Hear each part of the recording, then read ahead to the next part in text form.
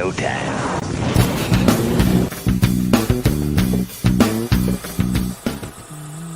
OnlySlabs. Hey there, comic book friends and fiends. It's Rob here in front of the great wall of comics. It's Slabber Day. It's time for OnlySlabs, and that means we need the man from the north, Chris the Comic Vet. How the heck are you, sir? I'm good. How are you? I'm getting better.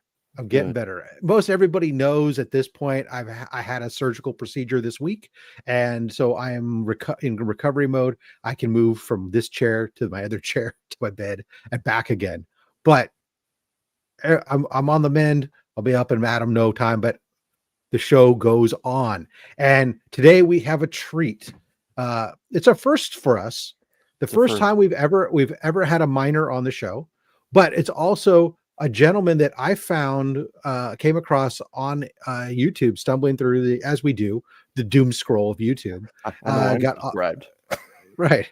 And not only is he a fan of Spider-Man, which we appreciate. Yes. But I love the fact that you have a young collector who's interested in older books. And that is really interesting to me. So ladies and gentlemen, without any much ado, our guest today, Kid Comics. How you doing today, Kid Comics? I'm doing good. Happy to be here on the show today. A little bit tired, but I'm ready to show off some pretty cool books to you guys. All right. We had a late night out partying last night. Oh yeah, drinking a lot of beer. Nice. Root beer. And he fits into the show perfectly. Let's go. Here we go. Before we're going to get back to you in just a second to get your comic book origin story. But first, we do have certain things that we have to do, certain business.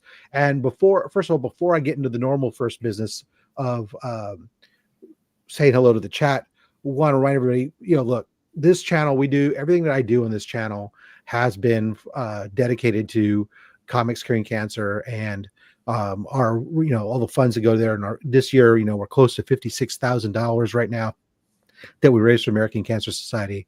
But our community is mourning. We lost a member who was in a 2-year battle with cancer. Jen from Comics Will Break Your Heart passed away the other day. Of course, I'm sure most everybody knows this by this now because it's been all over Instagram and a lot of YouTube shows calling out and everything. Just want to make our moment as well to acknowledge Jen. She had a great show on Sundays talking about comics and her passion for it and underrepresented comics characters and comics and whatnot. She'll truly be missed. So rest in peace, Jen. All right. On that note, let's go ahead and do what we do and play Romper Room. I suppose that's what we do, right? Yeah. Romper bumper, stomper boo, tell me do. Magic mirror, tell me today, did all my friends have fun at play? Well, as Crucius is here, woo!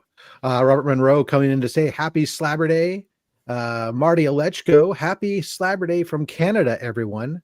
He drops that first super chat of the day. Cancer sucks, so does work, and I'm just lurking today. Well, we do appreciate you dropping by to drop that $2 super chat for us, and which of course goes to support Comics Curing Cancer. Marty, as always this one is for you, sir.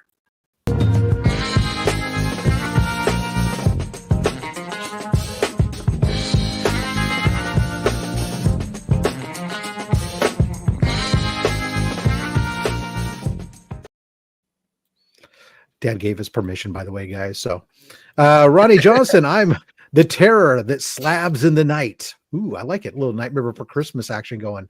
Everybody knows I'm a big Nightmare Before Christmas fan. Now everyone will be on their best behavior today as kids is present. That includes Taylor and myself. Yes, we're keeping it PG-15. Yes. Ronnie Johnson, wait, it's only afternoon. Yes. Jay knows the way. He says it's going to be a super annoying that a 15-year-old has better slabs than me. As Chris likes to say, it's never a competition.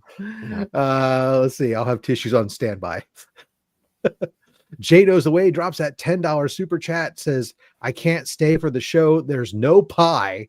We'll watch adjourned. Shout out to Birdie and Vet.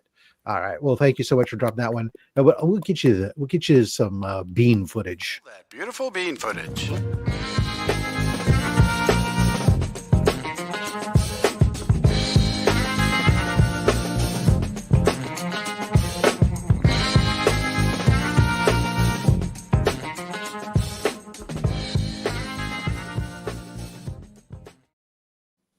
Happy Slabber Day, everyone, from Heroes for Hire Comic Club. Cliff on Comics, happy Slabber Day. Justin Birch saying hello to everyone. Shop for Comics swinging by. Say, let's do this. I saw you made it to the shop verse now. Yeah, I saw him apparently Craven the Hunter now. Oh, yeah. Good choice. Cool. Yeah, That's a good choice. Well, welcome to the club or the shop verse. Anachronic Comics. Hey, everyone. Jean Malo saying hello to everyone. Charmaine Deacon from England saying hello. We have a big international audience, by the way. So far you've had Canada, England, and the United States. Pretty soon, I'm sure Australia will chime in here before too long. Let's see here. Dr. Von Hoot, Comics from the Spiral Dimension, which is in the UK as well. Evening all. I was very sad to hear that there's no Parliament of Mouths today. Oh. Yeah. Oh, well. They'll get by. Let's see here. The Comiverse swings on by to say good Slabber Day every afternoon, everyone. Cat Fan Comics Man saying hello at everyone here. Space Case Collectibles, how's it going? Let's see here. Who else we got to say hello to? I'll make sure we get everyone here. Chris Bell, evening Slabberdoodles. Brian Barrick, good afternoon, everyone. Christine Payne, hey, everyone. That was pretty good. Let's see here. Yes. Dale of Suspense swinging on by, dropping a bunch of cancer sucks emojis. Let's see here. Wellbore, hello there. Oh, hello there. And General you gotta do that. You got to do that in your Obi-Wan impersonation. Flash by Night Comics, he's swinging by. We're not going to ask him any questions. He won't tell us any lies, but he does say good afternoon, all. Hello, Marine. Phil Aileen, hello, everyone. Mr. Comics 89, Soldier, happy Slabber Day to all. The real James Willie, not that fake James Willie. He's here to say good morning. Let's see here. Who else we got to say hello to? So we scroll through. Look at this. Bang. We dropped that 10-pound super chat. Cancer is the worst. Yes, it absolutely is. This one is for you. Bet she gives great helmet. Kiss me. No.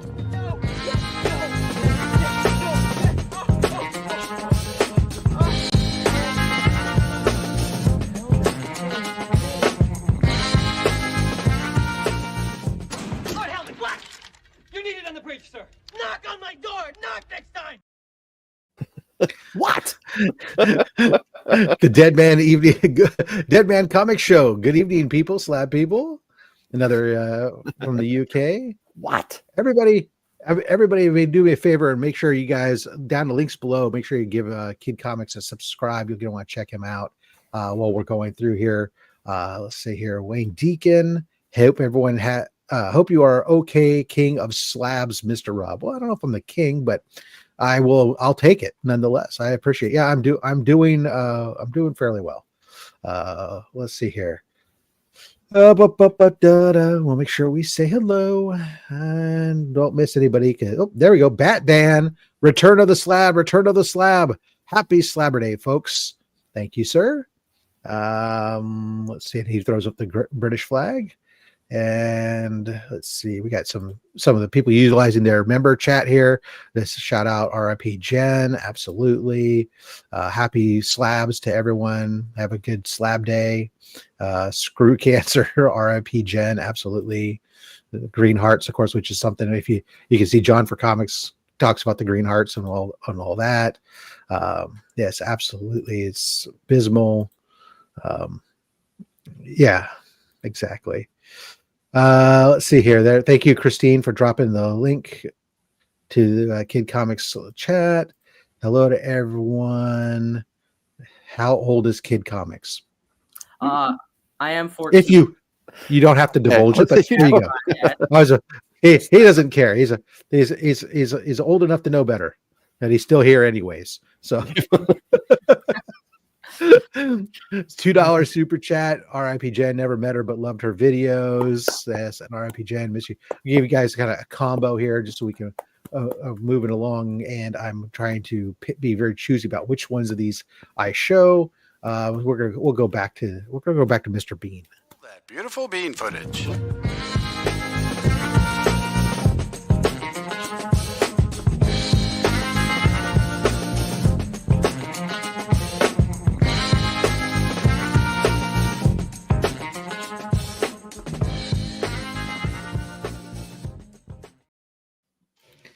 Have no fear, Mad Spidey's here. Australia is checking in. It is, you know what time it is in Australia?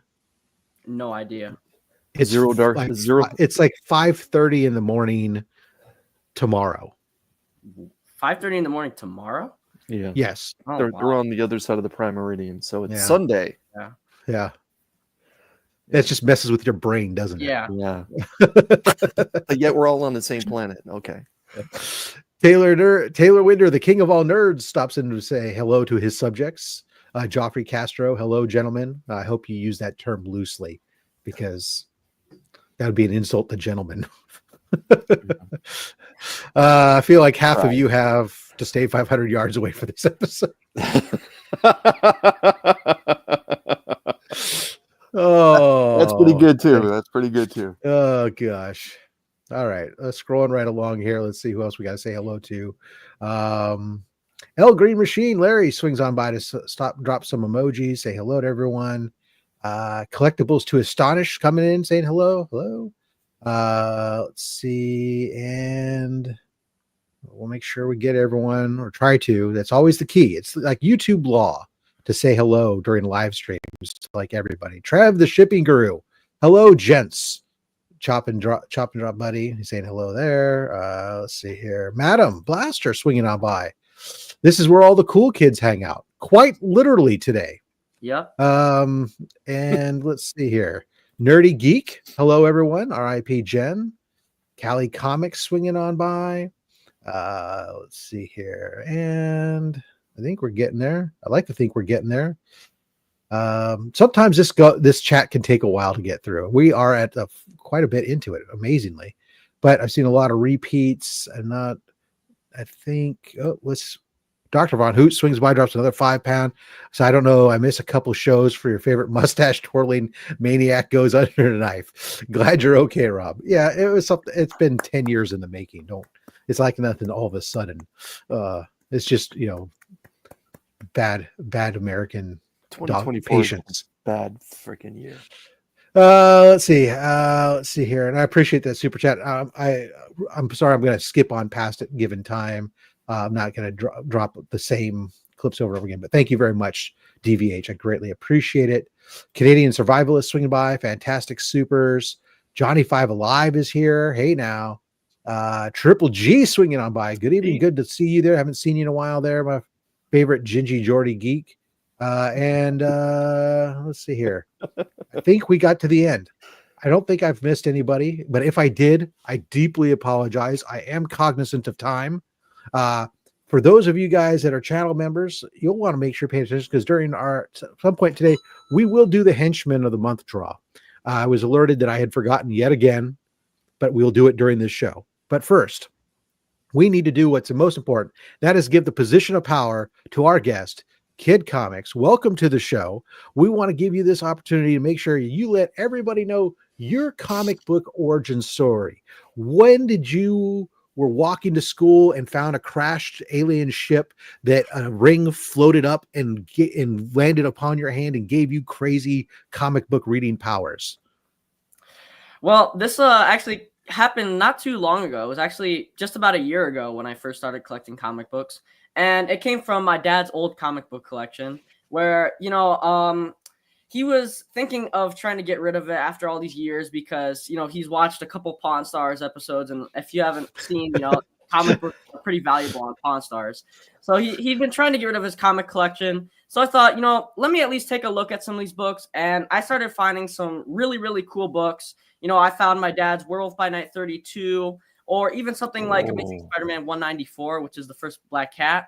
So a lot of these books, and they're all, like 80s, 90s, some even like 70s, the 60s. And it was just super, super cool to see all of these different unique books from all these different runs like X-Men and even stuff like Thor, because I know he was a pretty big Thor fan back then. So, yeah. That's great. Yeah, and of course, great wall display of Raws behind you, where we can definitely see a lot of nice, beautiful books. I'm glad that you told him to stop. That you wanted to get into these. Don't let him get rid of those books. They're not as valuable. They're not as valuable as everybody thinks, anyways. But that was the problem. We all grew up. Your dad's probably right in the same age as us, and where during an explosion of time in the late 80s, early 90s, somebody sold a Superman Action 1 for a lot of money, and all of a sudden everybody woke up and thought, oh, comics could be worth a lot of money. And everybody all of a sudden started bagging and boarding and keeping their books, and books went into massive overproduction, and the values just aren't there. But that's okay. Although that Action Comics 1 is still worth quite a bit, I hear. Yeah, definitely. Apparently.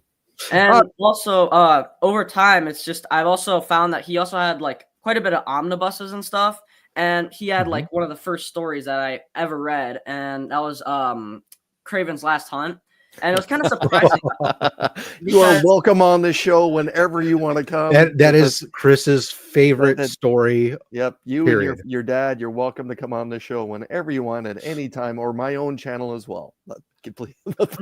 Yeah, I think it was also kind of funny how he had like, because he was a big like run completer as well. Like he had every single issue, like individual issue of Kraven's Last Hunt. And he also had like the omnibus. So it was kind of surprising. So I just read the omnibus because I didn't want to damage any more of his comic books. Chris approves. Yeah, phenomenal. I wonder how many times Kid Comics will sell his collection and regret selling it. But this is the curse of collectors. We sell, you buy, sell, buy, sell, buy, sell. Yeah. The kids can taste. All right, let's go ahead and let's give those people that first book. What's the first book? How are you going to start this off today? That you're going to let people know what kind of collector you are with that first book.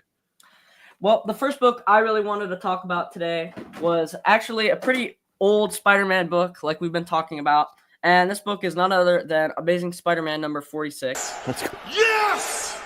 Yes! Yes! All right, we're starting with the Shocker. It's going to be a good show, buddy. First appearance of Shocker. It's a 4/5. Yeah, it's pretty solid. I actually ended up reading this book because not only did my dad have a lot of, normal runs like Web of Spider-Man and like, Mighty Thor, but he also had a ton of Spider-Man Marvel Tales books. And the story behind Shocker is pretty interesting. Kid, did you say your ASM 46 is a 4/5? Yeah. Mm-hmm. I'll say this for everyone watching. That one's higher than what mine is. Yeah, well. Okay, carry on. That's phenomenal. 4/5s solid grade on those books. But yeah, so the Marvel Tales are phenomenal for reading the reprints on. There was a big run of reprints on the Spider-Man stuff on those Marvel Tales. Yeah. Very underrated. Awesome. Yeah. I really like oh, sorry. No, go ahead. Yeah, I really like how John Romita did a lot of the art for these like early Spider-Mans, and just like the interior. If you've like seen the interior of like some of his books that he's done on Spider-Man, they were like really, really cool. I love like all the action scenes he has, and it's just got that classic comic book sort of feel, which is kind of like the main reason why I enjoy a lot of this older books. It's not necessarily a lot of the story, although some of the stories are pretty solid. It's mostly that just the art is just like mesmerizing in a way, and it's just so cool. And I feel like John Romita's art is like the perfect definition of what comic books like truly are. You see, I love this kid. Romita is, when I talk about Spider-Man, I always say, look, there's a lot of great artists that have done Spider-Man. But to me, when I picture Spider-Man in my head, it's Romita Sr.'s Spider-Man is who I see. First and foremost. I know that Chris probably sees McFarlane first and then Romita second, but that's his problem for being Canadian. Won't hold it against him. But Romita, bar none, and I agree. The art is oftentimes his cover art, and some of the art throughout it is some of the most enticing stuff, just simply because I think sometimes, and I don't know, I know I find sometimes the Silver Age storytelling has an awful lot of exposition that goes on. at times, and I can find it drags on. And I'm curious how even the younger generation, like you, how you feel about that long-winded storytelling versus today's books, which really have very short word bubbles oftentimes and more graphic, less talk. Mm-hmm. Yeah, I just think that like there's a lot more of just way better art back then, and it's just like the story, although it wasn't as good as some stories today, I just 100% agree with just the fact that older comic book art is just the definition of, you know, what comic books are. And I think some of this early comic art encompasses some of the, like even Spider-Man, some of his greatest villains and accomplices, like, you know, Kingpin or even Shocker and stuff. So Yeah, no, we'll go on the next one, but I think there's something to be said about about putting pencil and pen and ink to paper versus a lot of the digital stuff today. What was quite funny was to sit here and see Justin Birch say that he enjoys the silent pages. The irony. If you don't know, Justin Birch is a comic book letterer. It's what he does for a profession. So he enjoys the silent pages because he doesn't have to work. Okay. The irony. What's next? all right. Well, I do have yet another Amazing Spider-Man book, and that book is none other than Amazing Spider-Man 51. Oh, Yeah! Yeah!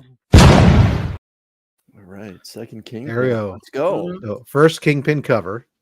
Yeah. I don't have the first appearance of Kingpin just yet, but you know, I'm gonna get there eventually at some point. It's a spicier meatball, but 51 is a great soiree into it to get, you know, that second appearance, first cover appearance, and a great I mean, it's one of these things that Chris talks about all the time. This first 100 issues, I think three quarters of the book, Spider-Man's beat down or in trouble, and here he is, right? He's surrounded by a group and not doing too hot, but great cover.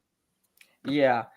Honestly, I might like prefer this cover more than 50, and I just like it because, you know what I mean, it actually shows more villains. And although I really do like 50, that red cover is like very, very bright and nice, but 51 actually talks about Kingpin, and I feel like this is a better deserved book, especially for this actually kind of more so being first Kingpin than anything, because he's more mentioned in this book than he actually is in 50 as much. Right.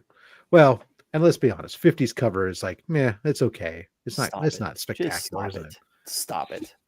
50 was a monumental issue. They had a hook. It might be the cover. The cover is not going to be Spider-Man anymore. It's so. Come on. I'll just say we've never seen that cover in any cinematic film, but we've seen 50 represented in cinematic film. I know 50's iconic, Spidey, but you know, I stand where I'm at, and I enjoy when a guest agrees with me. Let's go. What's next? It's a solid point, though. I will say it's a solid point. I mean, it was a pretty difficult like decision. Mr. Comics doesn't agree, apparently, though. He used to like you.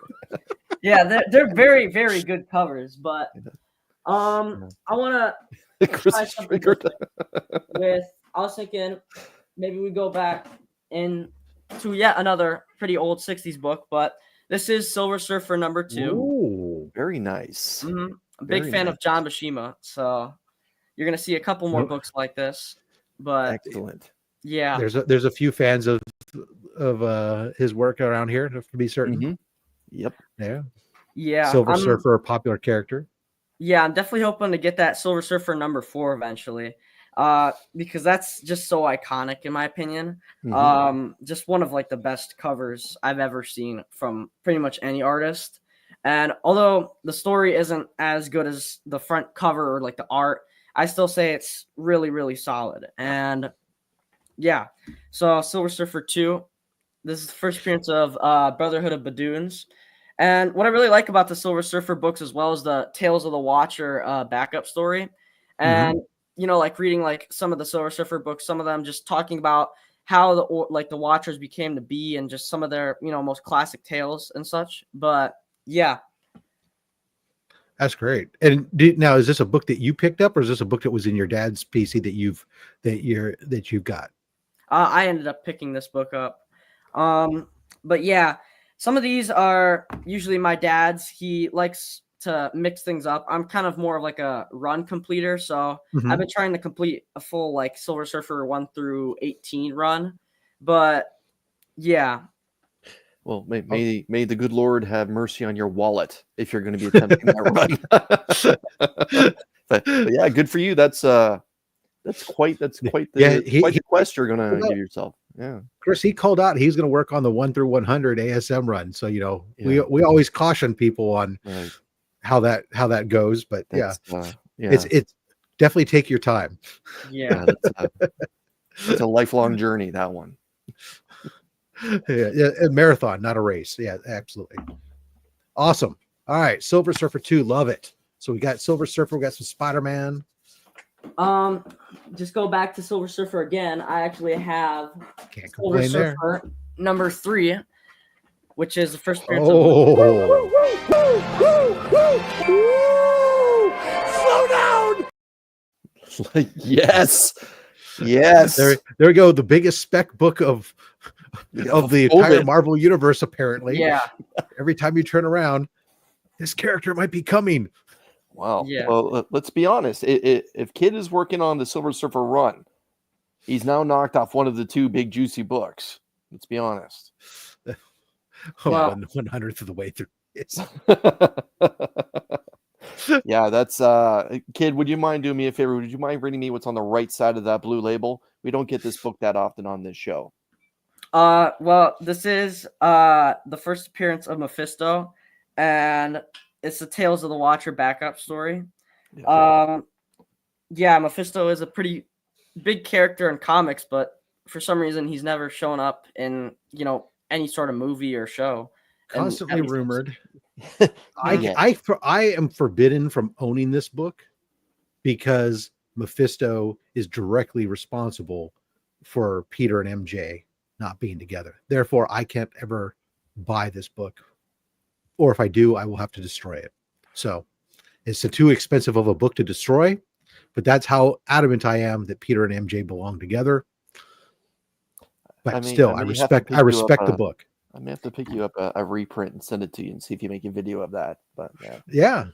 Kid, great book, my man. What's next for us? I need to find one to put in the giveaway bin, pull it out, and then when somebody wins it, then destroy it instead, and have to pull a different book for them. That'd be great. Yeah. Well, these next 2 books are a little bit controversial because it's kind of one of ththose books where it's like Hulk 180 versus Hulk 181. People don't really have a solid opinion on which is the actual first appearance of Wolverine. So people have an opinion, and they're pretty solid on it. There's just debate, but the community will never agree. Mm-hmm. But yeah, first is first. Yeah. So I have X-Men Annual number 14. Yes. Yes. Yes. First published appearance of Gambit. First is first. Yeah.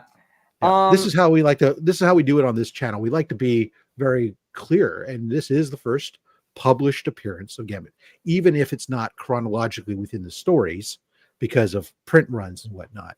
The first appearance. So yeah, and it's pretty interesting of how he basically very barely shows up, and I like one little panel towards the end, and it's still pretty debated to this day if this is truly the first appearance of Gambit, because it says on the slab Gambit cameo, which predates Uncanny X-Men 266, which is his actual first full appearance. So it's still kind of X-Men 266 is his first cover appearance. Yeah. And yeah. And first story appearance. Yeah.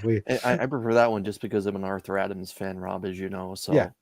Exactly. Yeah. I just call it out. Somebody was asking why we're just calling you Kid, because that's what we discussed backstage. What we're going to refer to me is government name doesn't need to be made available to anybody. So there we go. So let's see what we get. Love watching. Oops, here we go. Love watching new young collectors. I feel comic world is losing young people, and this is refreshing to watch young people get excited as how we were at his age. Beautiful. Absolutely right. Fabulous. So yeah, so X-Men Gambit, first Gambit. Now we actually do have the first full appearance of Gambit. There you go. Nice. That's how we do it. That's how we do it. as we've seen before, the OGs just get both. Mhm. That's how you settle. Yeah. That's how you settle the issue. Now, Get them Rob is I like to refer to myself as a custodian on the show. I often say ASM 129 is probably the most shown book. It's getting to the point now. The second position belongs to this particular issue right here.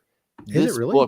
This book gets shown almost every other show or every third show. The first Gambit, there's a lot of love for this character, and especially what happened in the most recent. I'll take your word for it. Your memory is better than mine. Yeah. I often X-Men say cartoon, but I yeah, have I a can get it. brain like a steel colander. It's full of holes and stuff just goes right through it.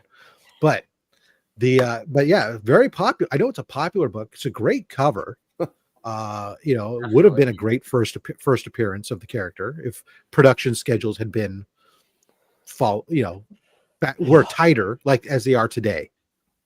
But still great cover. I have a copy. I think Dale was correct. OGs get both. Yeah. Exactly. Yeah. So we say, that's how you settle this. So whether is this the first or is this the first? Just get them both. Now you have the first appearance, period. Yeah. No argue about that now. Yeah, no debate. Wrap it up. Yeah. Yeah. And I really just like how Gambit's, actually starting to get more used in the MCU now, especially with Deadpool and Wolverine. I love how like they cameoed him where you see he's still alive. And like one of those Doctor Strange portals opens up, so you can clearly tell they're gonna make either like a show or like another movie featuring Gambit. So I just think it's a really special book to have, especially with Deadpool and Wolverine that came out not too long ago. So yeah, it is a popular character, especially I think the X-Men 97, the original X-Men 97 cartoon. Really did a lot to launch that character and make him more popular than he was up to that point. That's pure speculation on my point. Don't anybody quote me on that because I have said once and I'll say it again, I am not an X-Men guy, but that's where I really noticed a lot of people talking to him was post that cartoon. So all right. Well, next book I want to talk about is a pretty iconic cover. One of my favorite villains, at least within like the whole New Mutants thing and what's going on there. This book is New Mutants number 87. This is first Cable and a 9-4. And what I think first print. Yeah. What I think is really special about this is actually another YouTuber's copy of New Mutants 87. And I didn't even know it until, my dad ended up buying this book. And I don't know if you ever heard of guy, his name is Sticky Goose. But yeah, we've heard of him. Yeah. And turns out my dad bought two different books from him. This and then the first Killer Croc. So nice. Pretty interesting to have. So yeah. I really love the art on this book. This is Rob Liefeld and Todd McFarlane. This is like the first time they actually worked together on a cover, and it just looks amazing to see because you get to see how like menacing Cable truly is, and Todd McFarlane and Rob Liefeld's art just kind of really complements how scary of a villain this guy is. Yeah, we're kind of big fans of like the circle heads or floating heads type books and stuff, which is really kind of an homage to the Golden Age, where there was a lot of that type of thing, and so that's always fun to see those there. Yeah. Super. Well, next book I wanted to show you is an even bigger book than that, and this is yet another Rob Liefeld cover, and it's done by. Here we go, Rob. Here we go. Fabian, I don't know how to say it. As a story, and this book is New Mutants 98. Oh God, Peter hit me! Yeah. Ow! 9-4 newsstand. So, yeah, this is one of the most iconic. First appearance of Gideon is a super popular book on this show. First appearance of Copycat, big book. I'm really surprised how much that book sells for, being driven by those two characters. It's crazy. And fake Domino, like for a person that's not even real. Yeah, Copycat. Yeah, I'm just saying, like, yeah. I don't know. It's crazy. But obviously, all seriousness, I don't want to take away from Chris, but Chris, go ahead. Oh, and look at that. He's got a newsie on it too. Yeah, let's do this. Kid, would you mind doing me the favor? Would you mind reading us what's on the right side of that blue label for everyone's second favorite Canadian character? Well, this is the first appearance of Deadpool, otherwise known as Wade Wilson. Gideon is his first appearances in this book as well, and Copycat as Domino. And Richter leaves the New Mutants. So, yeah, there we go. Maybe we refer to that book as this. This is one where Richter gave up on the New Mutants. Like that's pretty important to the New Mutants, right? As they go into X-Force. Yeah, I think it's just really cool because both of these books are 9/4s, and I think they look really cool together on the wall, just like the both New Mutants. Yeah, there you go. There you go. That's the way. That's the way. This is the way. Oh, these will look good on the wall together. Yes, yeah. My line of thinking. Phenomenal. Papa Wheelie's swinging on by, dropping the $5 super chat. Are you able to drive yet? No. But he's driving this show beautifully. That's right. But you can check him out on his YouTube channel, and you watch him drive his own conversations just fine. Yeah, I'll post the new video being I drove in my parents' car garage by accident. Yes, we spoke with Dad ahead of the show. Let's see here. No, we don't need to. Okay, we're not going to go into that. All right, great. All right. Pick and choose which. Congratulations, all three on screen right now. You've made it to Comic Collector of the Year tournament. The head-to-head matchup will be announced in 48 hours. Interesting. Thank you, Son of Kron. Well, the next book I got to show you guys is kind of a weird one. It doesn't really debut most of like the actual team's first appearances. They're all in like different books, but still it's a pretty key issue, and it's a nice debut of the Guardians of the Galaxy. So nice. Yeah. It's a great book. Yeah. And this is pretty much just the origin and first appearance of the Guardians of the Galaxy. But the only actual Guardian that you see from the movies and shows and such is actually Yondu. And he looks a little bit different. He kind of, he looks a little bit more orange than usual. And instead of using like that little sort of headpiece to shoot his arrow, he has a bow and arrow instead. They do often update characters and take some liberties and inspire. The movie adaptations are that they're adaptations. So sometimes some people get a little irritated by that who are purists, but others, who cares? Yeah. Makes it more sci-fi, I think, than having somebody run around with a bow and arrow. Definitely. OG Guardian says Mad Spidey. So we've had it before. Yep. Okay. My favorite Guardians. Oh, because Hector Ortiz was asking if it was the first time on the show. No, he has ASM 41 on the wall, and next to it, ASM 48, my favorite Vulture cover. Nice. All right. Yeah, the ASM 41 definitely took a while to get, and it definitely took a lot of money, but I recovered. Yeah. The Rhino one is one of those books that you're like, oh, you don't think that it's going to be as much as it is compared to some of the others, but it's up there. Yep. Well, the next book I want to show you guys is pretty key character. This is kind of like the sidekick to Captain America, if you want to call it that. He's been shown in a couple of shows recently, and this is Captain America. Oh my! All right, Rob, I'm going to let you handle this one. Yes, this is a Falcon. I mean, come on. I mean, he's Captain America. This is a run, obviously, I've been working on, and Falcon is. Not only is he one of the early African American heroes that comes in here, not only does he take over as the sidekick for Captain America, but of course now is 100%. Captain America, especially in the movies. And this is a great representation of that. It's just phenomenal character. And what I think it's so funny, like between the MCU and the comics, is a lot of the stuff, like a lot of these characters, they have to really like kind of adapt and change a lot of them because they just didn't really feel like, like the realistic vibe, because all of these characters back then were extremely wacky. Like you wouldn't expect the Falcon, like in the MCU, to have like an actual Falcon, you know what I mean? Just guiding him around. And he just looks completely different in the MCU.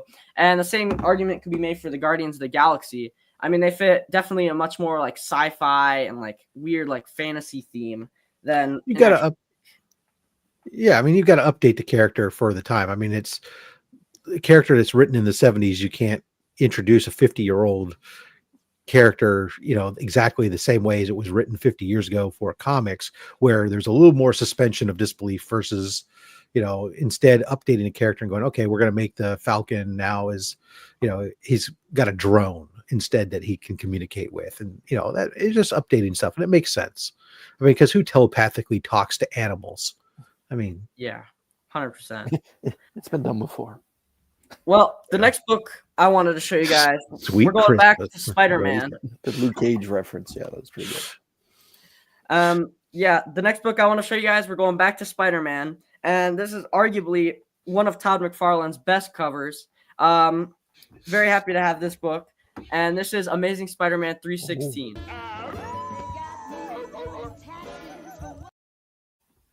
It's funny. Like I've watched interviews, Todd talking about this cover, and that especially during the COVID bubble, this book really skyrocketed, and it really got emphasized during that time. But Todd kind of says, yeah, it was one of those rush covers because if you look at the background, it's nothing but just straight lines, where he didn't emphasize anything in the background. It was all Venom putting Peter through the floor kind of thing. But yeah, kid, you're right. This is. If we're going to talk iconic Spider-Man covers, this one is in the conversation all day, every day. For the more modern collectors, definitely up there. Matter of fact, Yeah. I think I recently just upgraded my copy because it, pricing was coming back down on this to some degree. But first cover appearance of Venom. Mm-hmm. Yeah, and it, like I said before, like it just really looks well with like all of my other Todd McFarlane Spider-Man covers. Like if you guys haven't noticed already, right behind me here, I have Amazing Spider-Man 300, which I recently put on one of my videos. So it was pretty crazy because I ended up getting it for a really good deal, and I'm so happy to own Amazing Spider-Man 300 because my dad back then, he collected a lot of Todd McFarlane stuff, and I don't know if he got rid of his Amazing Spider-Man 300 or something like that because he had 298, 299, and 301, but for some reason it was almost as if like 300 was missing because if you don't know, like during the story of 299, you get kind of left on a cliffhanger, and I'm surprised he either didn't collect that one or something happened to that book. So just a mystery. So, I have certain things like that. Like we were going through when I got my wife's comic book collection, we were going through it and it was like New Mutants 95, 96, 97, 99. What? Yeah. And it turned out in her case, it was like her brother going through and pulling the ones that were valuable that he could sell to get some money to pay his rent or whatever. But the different things happen. Yeah. Right? Yeah. But 300, matter of fact, when we were your age, 300 wasn't the first appearance of Venom. No. 299 was 299 was considered the first. Oh yeah, because it shows like a full like panel of him. So. Right, very much the Hulk 180. And what a panel! The Honey I'm Home panel, right? Yeah, yeah. And 298 was the cameo, and then later on that's changed and become accepted the other way. That's just how always collecting changes and stuff as we go. So that's why you always get them all. Sold it for a dime bag of oregano back in college. That's pretty good. That's a Few Good Men line, right? A dime bag of oregano. Yeah. Your client's an idiot. Let's see. Probably knows the story. McFarlane didn't want to draw Spidey in black. That's why he came up with the Venom. All right. Yep. Yeah, I remember seeing that interview of I think it was Wired on YouTube. I remember watching that. He was talking about also like how he drew Spider-Man and Venom. And it was really unique because he didn't have any sort of like, guide. He just kind of went along.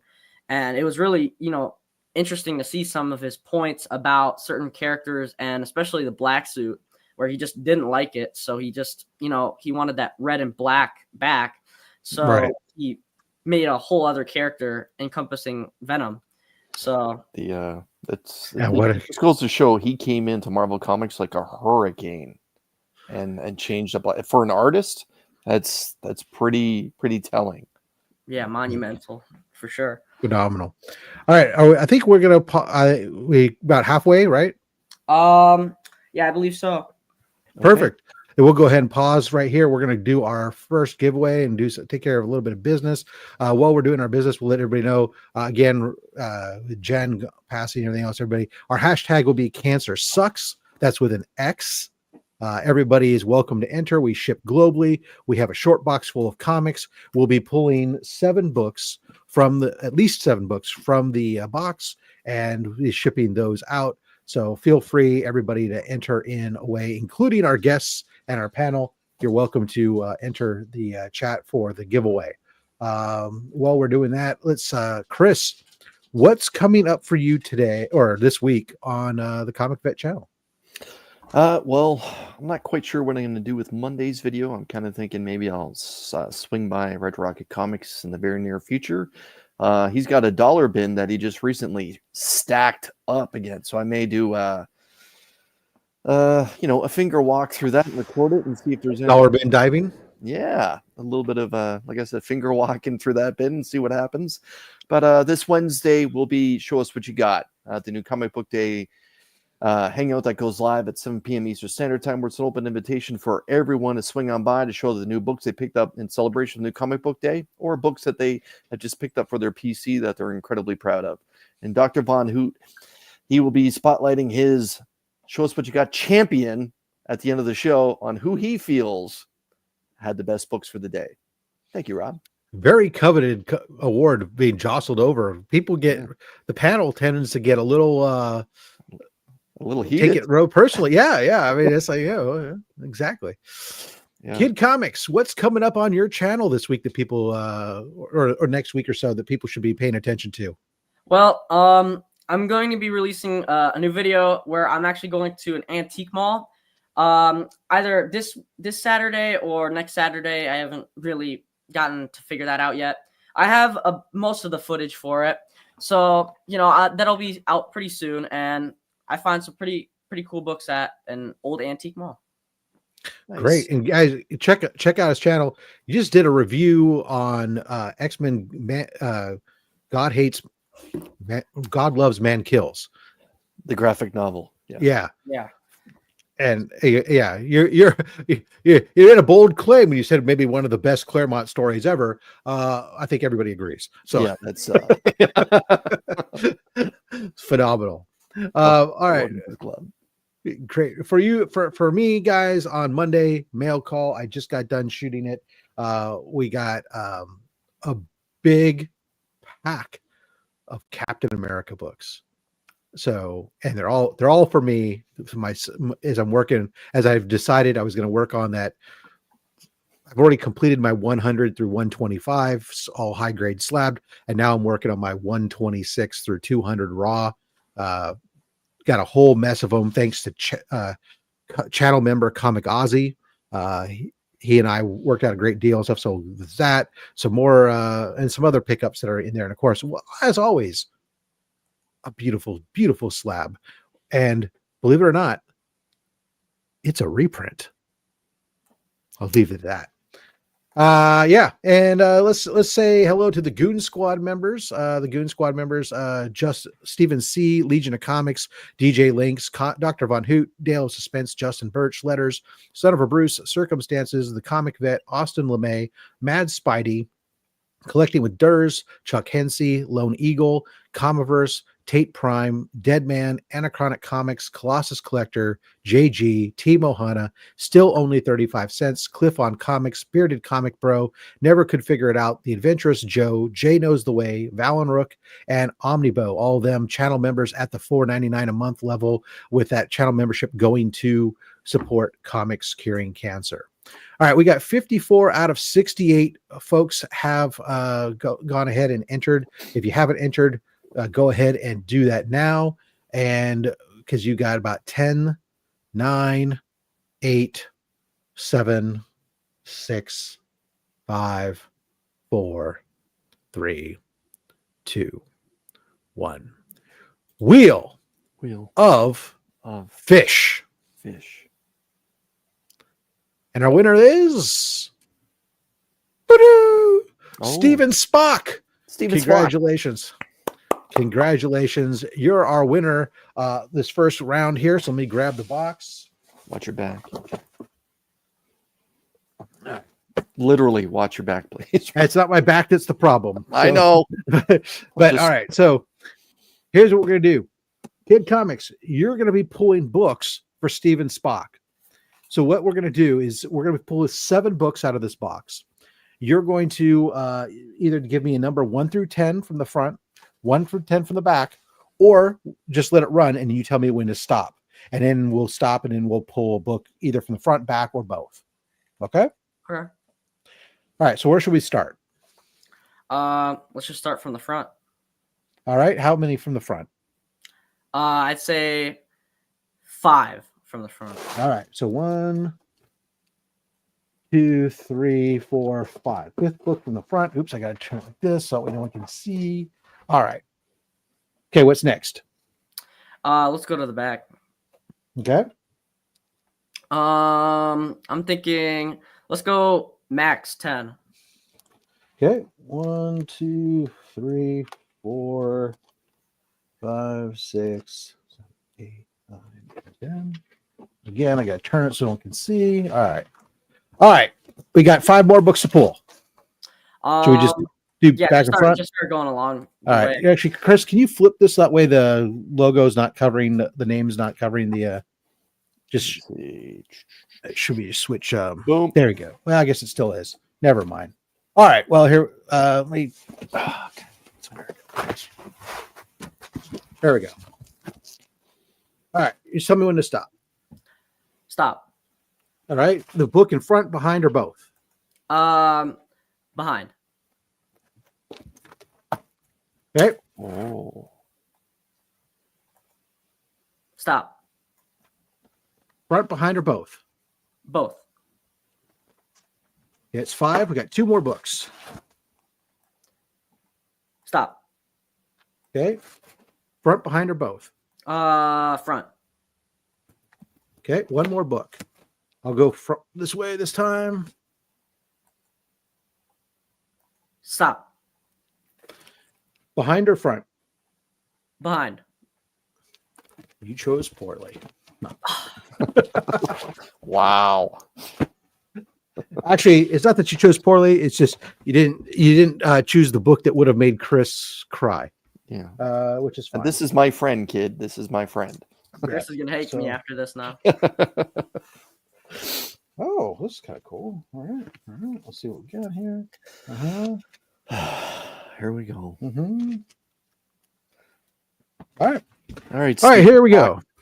Steven Spock here. There's books that you get, sir.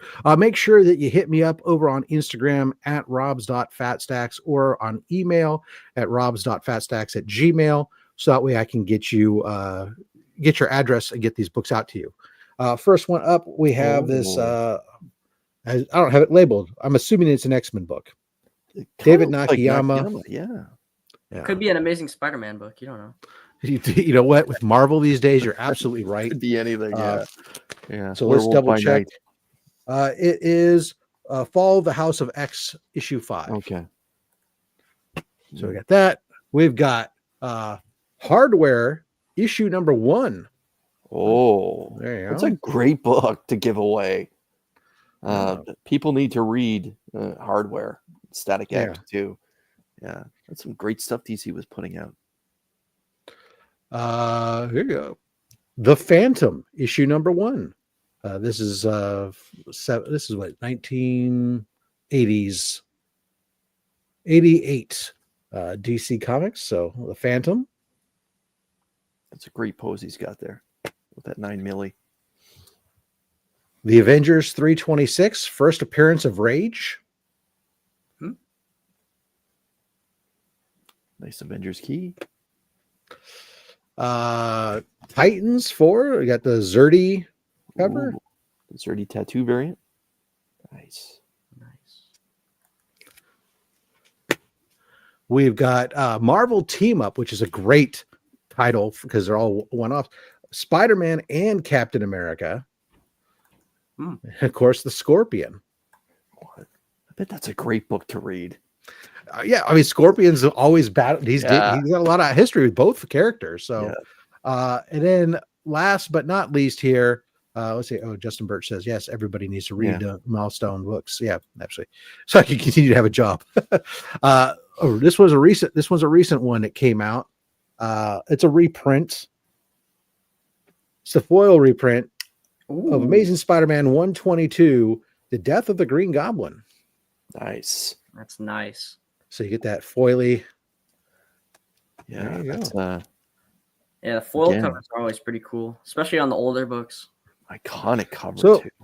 Congratulations to you there, Steve and Spock. We'll be giving away another set of books here at the end of the show. We'll also be doing our henchman giveaway, but let's get back into some more slabs because that's what you guys all love to see. So without further ado, Chris, you want to make Kid Comics big? Thank you very much. And let's go ahead and get back into slabs. All right, next book I want to show you is related to Spider-Man. It's signed by one of the artists in this book, and it's also a newsstand edition, which is pretty cool. This is Marvel Spotlight 32. Oh, it's a 7-0. Holy cow! It's signed by Sal Buscema. Oh my goodness! Purple ray gun, but I love that cover. Yeah. Very this nice. Is a wow. Yeah, the first Spider-Woman. That is a great book. Underappreciated. But I think it's also part of it is there was, or at least there has been, rumors of some warehouse finds of this book that had been dropping periodically. Somebody had a bunch of them, was dropping them periodically. And so that's kind of held the book from going up too high, just because the people are kind of aware of the fact that there's some cases of these books that have never been really touched. Though that's like the dream, I think, as a collector, is to somehow come across a warehouse find, a case of unopened books from 30, 40 years ago, where it's a key issue in that box. That's just mind-blowing. Yeah. I think they were all newsstands back. Yeah, for that time period, there is there definitely is a in the 70s, if not all of them, the vast majority of them, definitely a higher degree of newsstand variants. All right, phenomenal book. We appreciate that one. Love the Spider-Woman. Love Nick Fury. Nick Fury. Thank you. Yet another signed book to show off. And this one actually involves Doctor Strange. And this is Doctor Strange #1 in a 7.5, signed by Steve Englehart. Nice. Did you get this book signed yourself? Oh, no. My dad ended up picking both of these books up on eBay off of some seller. But nice. That's fair. Yeah. Mm-hmm. Still, I don't have a problem picking up signed books. I know certain collectors though that won't buy a signed book because they don't want a signed book unless they got it signed. So that's why I'm curious. That's how I'm always curious when I ask that question. Isn't so much, I'm not judging or anything. I'm just always curious what people think about getting books that are already signed that you didn't get them signed yourself. But some choice. Sometimes you don't have a choice, right? If you want a Stan Lee book, you're not going to go get any new one signed. That's for sure. So. Yeah. Sad but true. Yeah, it's just like I like the fact that these books are also signed by the people that worked on the book, because I don't know why it's sometimes a trend for some people to get like random books that usually between Stan Lee, whether it be just like, some like later on issue, maybe like 252 or something signed by Stan Lee, which, he really didn't work on that book. So I'll tell you, kid, a lot of reason why people of our generation got Stan Lee to sign those books is, generally speaking, Stan had a hand in the creation of the character that the book is, or the main character that's there, but also all Marvel comics published throughout that period, the first words inside that book says Stan Lee presents. So people often get that signed, or get books like that signed, just because Marvel decided to homage Stan, even though he may not have had a hand in that book. He was the founder of most of the Marvel universe. So that's generally speaking why most people would get a book signed by Stan. If he didn't necessarily have a writing credit, if the character was created by Stan originally, or the fact that on the inside, page 3 happened to have those words "Stanley presents." Yeah, but I'm with you. Even I'm personally more of a fan of having the creative team that was active on that book being the people who sign on. And I know that Very fair. there's Very definitely arguments the other way. I think that I'm trying to now you're gonna make me think if my Stan Lee signed book whether or not he was active. I don't know. Anyways, neither here nor there. So picked up George Perez. Yeah, I can send in a copy. Yeah, that's fair. Yeah, awesome. All right, rock and roll. Yeah, Englehart. Love Doctor Strange. Let's see. This is a great show. Mm-hmm. In case you didn't know. Yeah. Everybody, make sure you're hitting that thumbs up button down below, and don't forget to subscribe. Click the link down below to subscribe to Kid Comics. Give him a follow. His information is down there below, so you can check out his content. Keep up with all of that. Yep. Next book I wanted to show you guys is the first appearance of Elektra in Daredevil 168. Nice. Yeah. Oh, great Scott. Awesome. Mm-hmm. Yeah, I just really love Frank Miller's work, and even with some of his, crazy stories that he's worked on, like the Dark Knight Returns, that was just amazing. But his art is just a whole other level. It's just crazy because just this cover is by far one of my favorite Daredevil covers. So that's great. I'll go back. I saw a question pop up here that I meant to answer. Nucking Futz was asking if I would like a copy of Tales of Suspense 39, First Iron Man, signed by Robert Downey Jr. No, I would not. I'm not, for most 99% of the time, I'm not an actor signing comic books guy. And if I am, it's definitely not on a classic comic like that. I would instead find like a movie adaptation version where it's his face or something on there that I would be doing something much more current type thing. I think right now the only actors I have on comic books, I do have a Phantom Menace book with Darth Maul that's signed by Ray Park, and it's a photo cover of Ray Park. And then I have a Firefly book signed that features Malcolm Reynolds on it, that's signed by Nathan Fillion. And then I have one book that's being signed right now that's a modern Darth Vader book that's being signed by Hayden Christensen. But a couple of good Canadian kids there, Rob. Good for you, buddy. Yeah. But there you go. Yeah.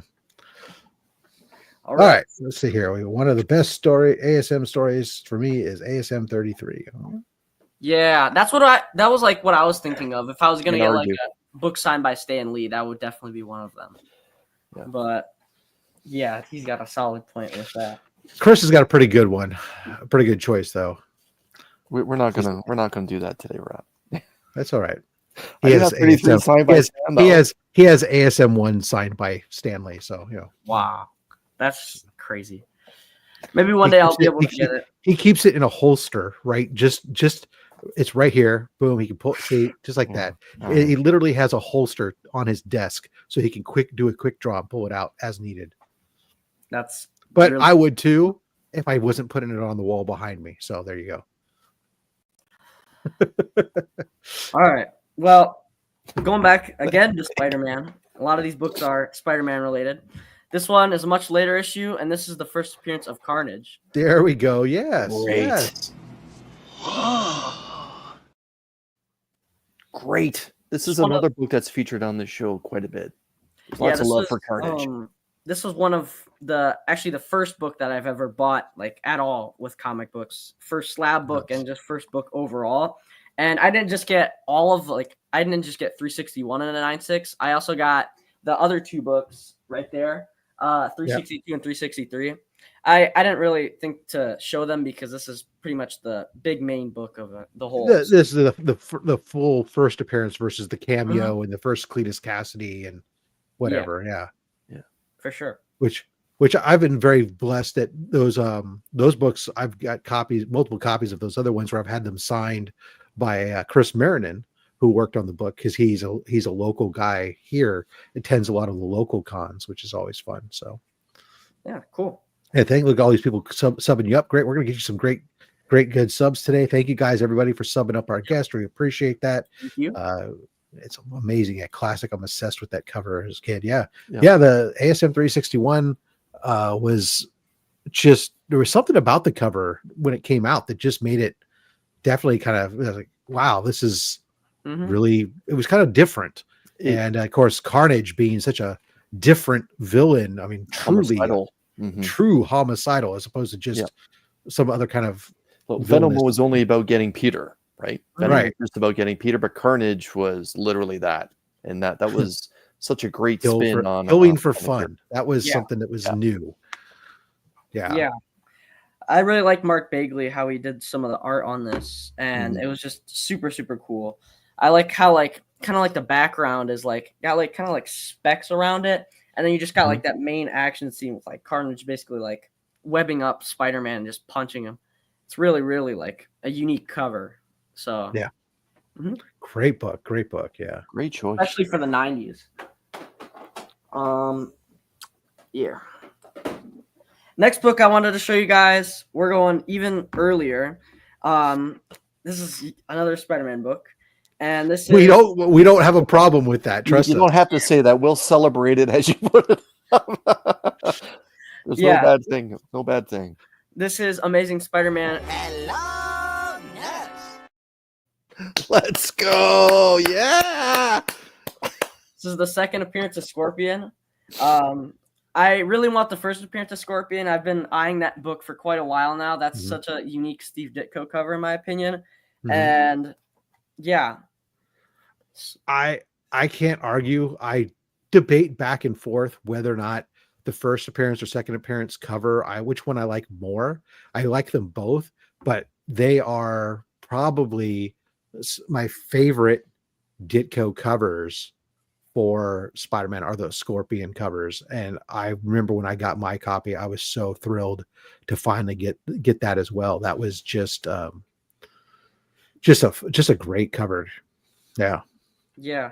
Even when I go to like Comic Cons and stuff, I've always been like trying to search for this book no matter what. And it's just like purely for like just the cover of that book. And that I've seemed to never find that, or they've just been like extremely like overpriced at like Comic Cons or something. And I've still yet to find one in like a comic shop. So yeah, extremely unique book for sure. Yeah, first has a Skyline. Yeah. No, I mean, these are books that you're depending upon your comic book shop. Your comic book shop that I've seen you go to a few times, pretty good extensive back issues and stuff. Whereas, I have a comic book shop that really doesn't do much in the way of back issues. So, but when you start talking about those mega key books like that, they're not common that you're going to have them. It's definitely, those books are the special books, and they're always fun when you do come across them, and when you see them valued by collectors such as yourself, it's great to see that. So phenomenal. Yeah, that comic shop I go to is, although it's quite a drive away, it's definitely worth going to compared to any other comic shop. I'm jealous. Just recently they got some pretty crazy books in. They got an X-Men 1, ASM 1, and then they got a Hulk 181 and a 9-4. So they got some like crazy stuff. Like they just keep getting. They even had like an Action Comics number 5 and 6 on bids. So it was just like they find like crazy books, and it's just you got to check it out. If you haven't checked it out, he's got a video. He walks through this LCS that he goes, and where the rooms and the bins, the way the bins are broken up by pricing. He's put up bangers. It's like I could make Chris. I could fill up the giveaway bin with some of the most amazing bangers for days and days and days. It's crazy. Definitely. I'm glad. Sometimes I'm sad I don't have a shop, or my shop isn't like that. I do have a shop nearby that is similar to that. I intentionally don't go to it because I don't want to I don't want to. Yeah, I'd be In your poor. allowance. Yeah, exactly. We're not going to talk about where it is. If you know, it's in it's in his video. He talks about it some degree, but we're not for protection of identity and everything else. Being in mind, we're not going to divulge any geolocation or anything like that here on this show. So there we go. Yep.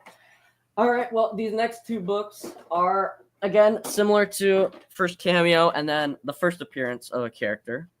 So the first one I want to show you is X Factor 5. Nice. And this one's signed by Jim Shooter. It's a 9.0, which is a decent grade for the book, but yeah, it's really, really nice. It's the first appearance of Apocalypse and Cameo, and there's Madeline Pryor appears in this book as well. So what's interesting. That's a great book. I was in love with Walt Simonson's work at the time, so I was picking up all these books as they were being released. But yeah, that's a segue into. I'm presuming you have the next one in line. Yeah. Well, hold on. I'll show you. I just picked this book up. This is the book that homages. So I just picked this up this weekend. Oh, I've never seen that book before. That looks really cool. So this is your JSA JLA battle. This is the book that X Factor, the book that you have there. That's what it homages. Yeah, we try to keep actually looks pretty similar. Just slabs, Rob. I'm just only slabs. Well, it's okay because this is a giveaway bin book now. Okay. and it goes nice recovery, Rob. Okay, kid. Let's see that next one because all right. Well, let's be honest. The introduction of this character changed mutants forever afterwards. Definitely. So this is X Factor 6. This is the first appearance of Apocalypse, the full first appearance. And yeah, this is another Alliance of Evil and appearance. And yeah, it's a 9.6. I've watched the X-Men Age of Apocalypse. I think that was what it was called. But yeah, it was really, really crazy to see Apocalypse as a character. So really, really cool.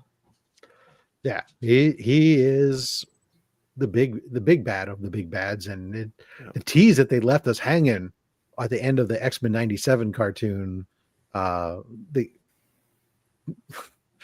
Apocalypse is coming, baby. Yeah, I'm sure that's causing that book to go up a little bit. Yeah, definitely. Well, moving on, we have pretty early Fantastic Four. And this is another first appearance of a character. You might have seen him in the latest Doctor Strange movie. And this is Fantastic Four number 46. Black Bolt. Oh, goodness gracious. With all the Spider-Man books, I did not expect him to flex the first Black Bolt. Good for you, kid. That is a book.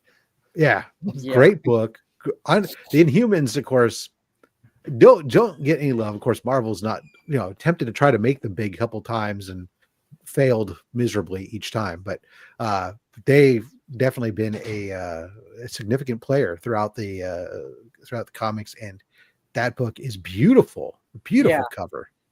Just Jack Kirby overall and Joe Sinnott, they just did such an awesome job with this cover. So it's super iconic, and it's like what you said. You really love those, floating heads covers.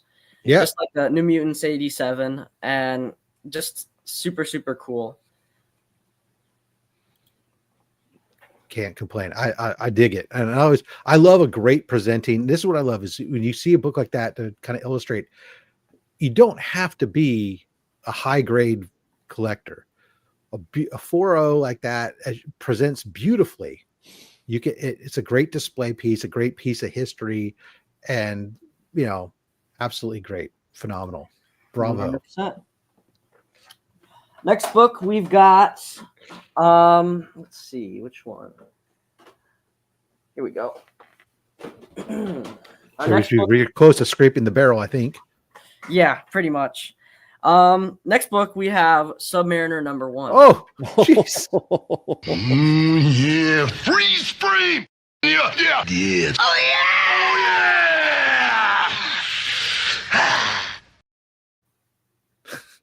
Yeah, those big Marvel books first solo title for Submariner. Of course, obviously, a few years removed from his first appearance, which was nearly 25, 30 years prior to this book. Full generation.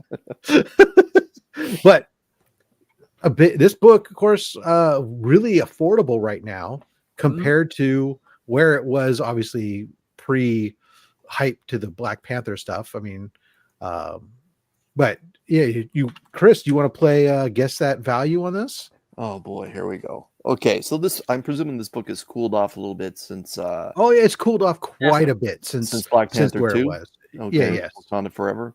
So in a 4.5, yeah, I'm gonna give everyone that's watching a chance to offer up a number, but 4.5. I'm kind of thinking 300. You're way high. Really? Book, believe it or not, this book is a sub $200 book right now. Oh my! Everyone is in the neighborhood. What I was thinking, except 4 for or Brian. 5 FMV on it showing up as 152. We have a sale in November of 175, but a 5.0 sold for 159. So you're right in that, all the way up to believe it or not, from a 7.0 down is a book that's where you have a lot of congestion of sales in that price from between $150 to $200 for anything from a 4.0 to a 4.5 to a 7.0. So that's really how far that book has come down, that you can get a 7.0 even for about $200 if you are a shrewd shopper. Yeah. Let's be honest, the next time the Submariner shows up in the MCU, that book is going to spike one more time. There's a lot of respect for the character. No respect for, well, and that's the thing is Namor and Aquaman both kind of get that kind of, the aquatic heroes, the Atlanteans, no love. But hey, that's just shows you guys there's a great value that you can find a classic book like that, a big key that you can go ahead and get on a reasonable budget. So yeah, phenomenal. Definitely not the end that we'll see of Submariner since Black Panther 2. Definitely excited to see him again. So yeah. All right. Next book we have is Amazing Spider-Man number 37. Nice. Oh, that's it is a low grade, but it is still very nice presenting copy. And for those of you who don't know, this is the first appearance of Norman Osborn and the Robot Master. Yeah.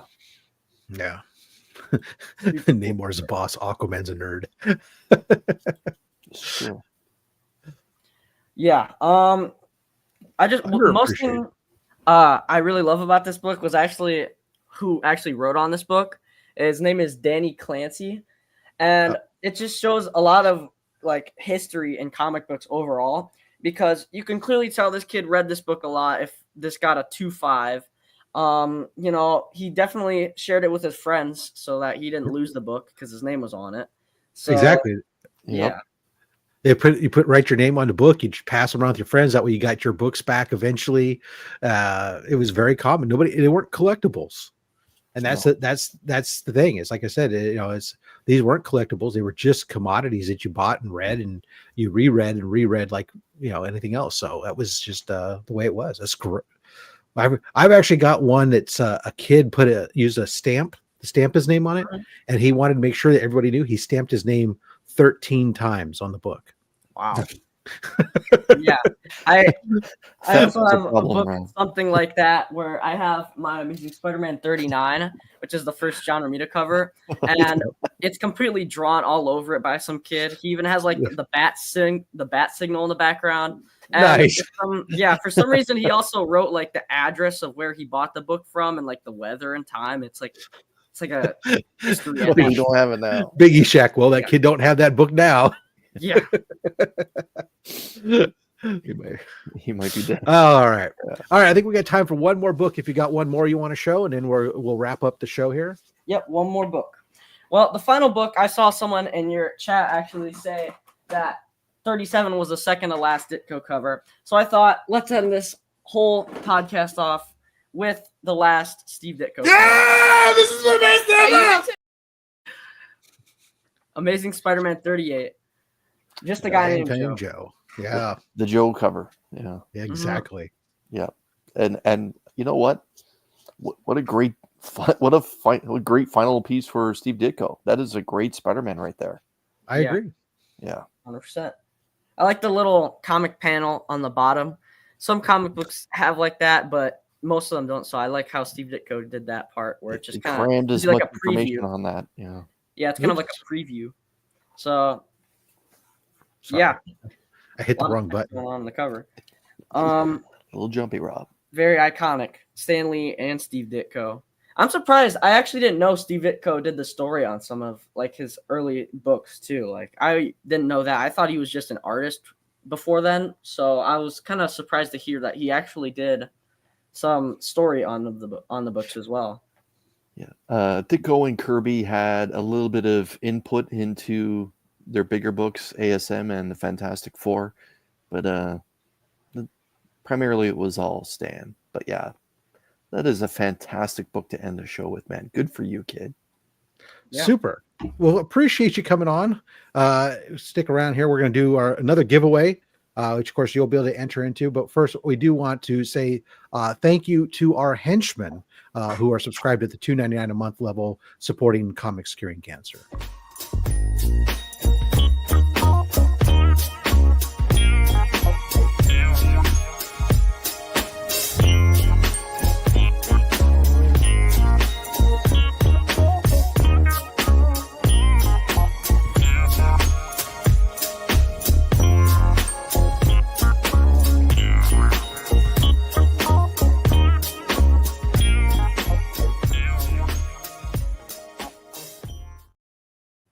All right, and now we're going to go ahead and let's do our Henchman of the Month giveaway. So the way this works, all of our channel members, the henchmen, all each get 1 entry, and our goon squad each get 2 entry. I threw them up on a wheel, and we're going to shuffle this a bunch of times. I'm going to click shuffle repeatedly until Kid Comics tells me to stop shuffling.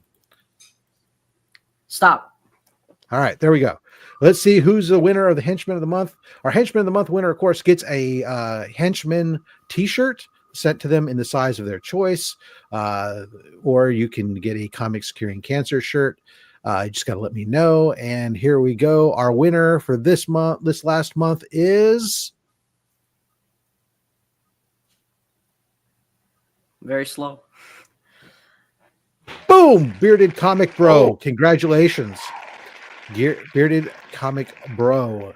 You are our winner. Make sure you reach out to me on Instagram. Let me know what size shirt you need. I'll post it also in the community, so that way everybody knows. And yeah, we'll get you your shirt.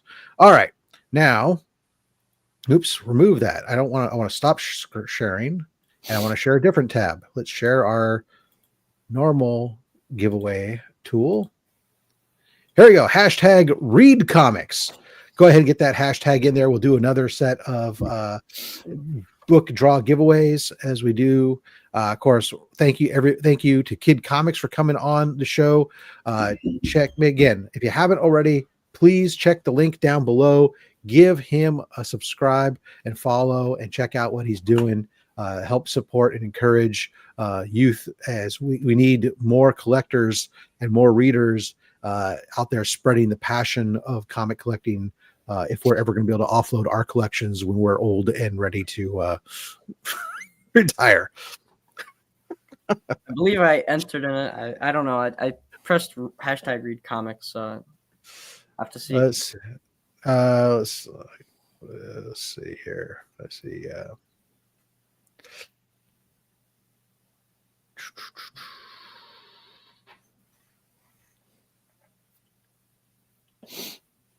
I don't see yours in there. So did you do it in the chat? Yeah. You got to log. Oh, okay. Yeah. There you well, that's actually so. Kid Comics. Yep. I see you now. Perfect. Okay. I don't know if I needed the capital or anything. So no, the capitalization doesn't matter. I only do that just to make it easier for folks when I put multiple words together to spell it correctly. All right. Let's see what else. Oh, we do have a show coming up next week, Chris. Believe it or not. Yeah. We do this show like nearly every week. It's like I think we do it like 49 times a year or something like that. That's true. Factual. We've got Comic Web. Brian is going to be our guest next week. He has a massive collection of video game comics.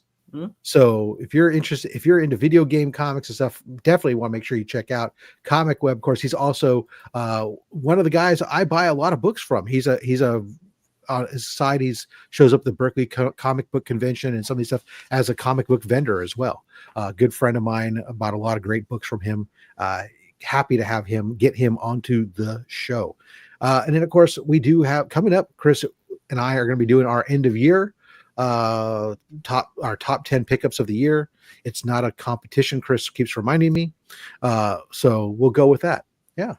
Let's see here. And we get Garth Wong dropping in $5 super chat. Lost uncle this summer, and that's wife, my favorite aunt in hospital with cancer too. Oh man, we're so sorry.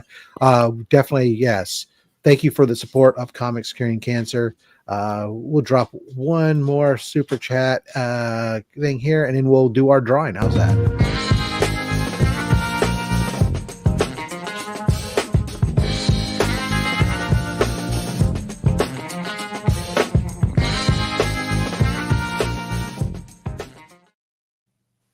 All right, let's go ahead and do this. We got 58 out of 68 folks have entered. We do ship internationally, read comics, round and around, and where she goes, where she stops, well, the internet knows. And our winner is, boom, shalaka boom, Joshua Davis. Congratulations. You're the winner. And that means you'll need, I don't believe I have ever sent you any books, so make sure you reach out to me on Instagram. Oh, thank you, Chris. We're doing it simultaneously. Go ahead. I'll leave it to you, sir. All right. At robs.fatstacks on Instagram, or you can email me, robs.fatstacks@gmail. Reach on out, and I will, to give me your address, so I will get those books out to you. Same thing with you, Stephen Spock. Let me grab this box of books here. Let's slide it over. All right. Oops. As I smash the microphone. All right, Chris, this one is yours to do. What books are we going to get for Joshua? All right, let's go 3 from the front, 3 from the rear. 1, 2, 3. Okay. Oops. Sorry, I'm trying to hide it a little bit, but I can't. Okay. Okay. 3 I from the can't rear. move. I'm limited in my movement here. We all appreciate what you're doing, good sir. Okay, let's let it ride. Stop in those 2 books.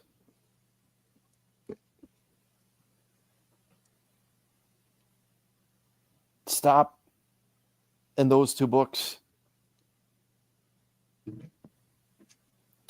And where your thumb is right now, Rob? 2, 3, 4, 5, 6. Yeah. Yep. Where your thumb is right now. The book towards the rear. Yep. Now for the lower. Right. Be careful. All right.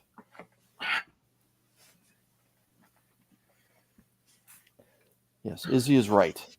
Don't smash the mic. Everyone, please smash the light. 100%. Nice. All right. Oh, cool. I like that. All right. Cool. Let's do this, boys and girls. Ladies and gentlemen, Amazing Spider-Man number 1. This is the most recent run. So this is the first appearance of Paul. That crappy Paul. Which, yeah.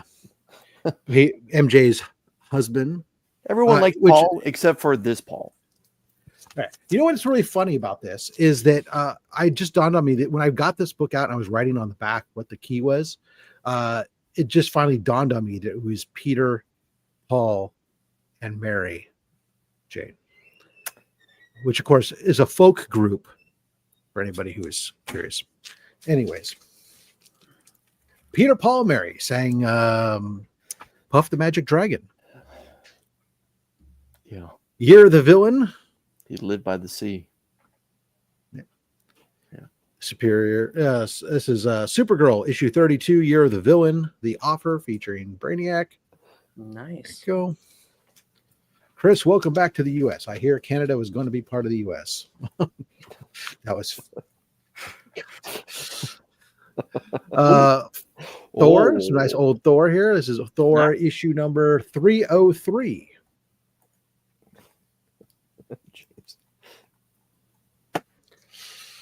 We have Web of Spider-Man Annual. Nice. Nice. Yeah. The little Venom floating ahead there. Yeah. Who is the artist on this one? This looks like Talavera. Yeah, we got ourselves some Power Girl issue 1. New identity as Dr. Paige Settler, first Amalok and first Axel Gust. Hello, nurse. It's that's a nice cape she's got on there, Rob. Yep. Yep. Absolutely. Yep. I'm not sure which one of these is the one to really hit you with the worst, but we'll go with this one first. Yeah. Here we go. Second Shang-Chi. Ooh, that's wow. First with special Marvel edition number 16. This is also the first appearance of Midnight. That's cool. Congratulations. Yeah. Nice. And last but not least, it's a nice older book. Charleston Comics, Popeye the Sailor Man. Oh, Wow. I love it. That's great. The sweet Right. in there too. Like that's a great cover. Absolutely. So congratulations to you, Joshua Davis. These are coming to you. Thank you so much. Everybody who's come out to the show to watch us here, we appreciate you after us having a week off. So make sure, guys, again, subscribe to Kid Comics. Thank you so much for coming on and being a guest.